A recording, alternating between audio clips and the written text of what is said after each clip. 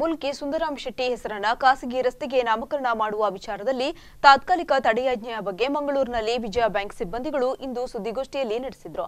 ಈ ಬಗ್ಗೆ ಅಮರನಾಥ್ ಶೆಟ್ಟಿ ಮಾತನಾಡಿ, ಸುಂದರಾಮ್ ಶೆಟ್ಟಿಯವರು ಬ್ಯಾಂಕಿಂಗ್ ಕ್ಷೇತ್ರದಲ್ಲಿ ಮಹಾನ್ ಸಾಧನೆಯನ್ನ ಮಾಡಿದವರು.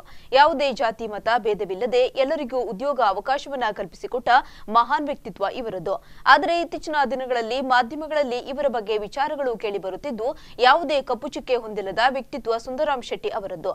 ಅವರ ಹೆಸರನ್ನ ಖಾಸಗಿ ರಸ್ತೆಗೆ ಇಡುವ ವಿಚಾರದಲ್ಲಿ ತಾತ್ಕಾಲಿಕ ತಡೆಯಾಜ್ಞೆ ಉಂಟಾಗಿದೆ. ಇದು ನಮಗೆಲ್ಲರಿಗೂ ಬಹಳ ಬೇಸರ ತಂದಂತಹ ವಿಷಯವಾಗಿದೆ. ಇದರಿಂದಾಗಿ ಅವರ ವ್ಯಕ್ತಿತ್ವಕ್ಕೆ ಯಾವುದೇ ಚ್ಯುತಿ ಬಂದಿಲ್ಲ ಎಂದರು. ಮತ್ತು ಡಾಕ್ಟರ್ ಮೋಹನ್ ಆಳ್ವರ್ ಅವರು ಅದಕ್ಕೆ ಸುಂದರಾಮ್ ಶೆಟ್ಟರ್ ಬಗ್ಗೆ ಯಾರು ಇದುವರೆಗೆ ಒಂದು ಅಪವಾದ ಆಗಲಿ, ಆ ಮೇರು ವ್ಯಕ್ತಿತ್ವ, ಅದು ಅಲ್ಲದೆ ಅವರು ಇಂದು ಇರ್ತಿದ್ರೆ 102 ವರ್ಷ ಅವರಿಗೆ ಆಗ್ತಿತ್ತು. ಅವರ ಬಗ್ಗೆ ಯಾರು ಒಂದು ಇಷ್ಟವರೆಗೆ ಪೇಪರ್ನಲ್ಲಿ ಬರ್ತಾ ಇದೆ, ಸುಂದರಾಮ್ ಶೆಟ್ಟರ್ ಹೆಸರು ಬರ್ತಾ ಇದೆ.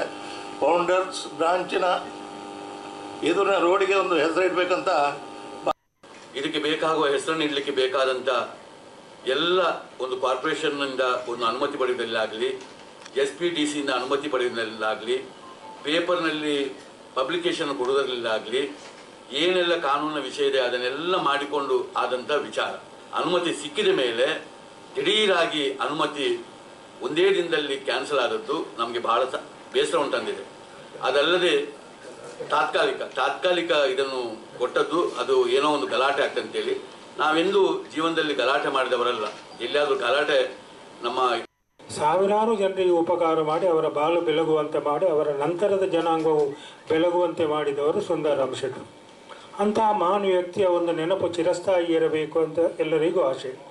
ಅವರ ಮಾರ್ಗಕ್ಕೆ ಹೆಸರು ಇಟ್ಟ ಮೇಲೆ ಸುಂದರಾಮ್ ಶೆಟ್ಟರ್ ಹೆಸರು ದೊಡ್ಡದೇನಾಗುತ್ತೆ.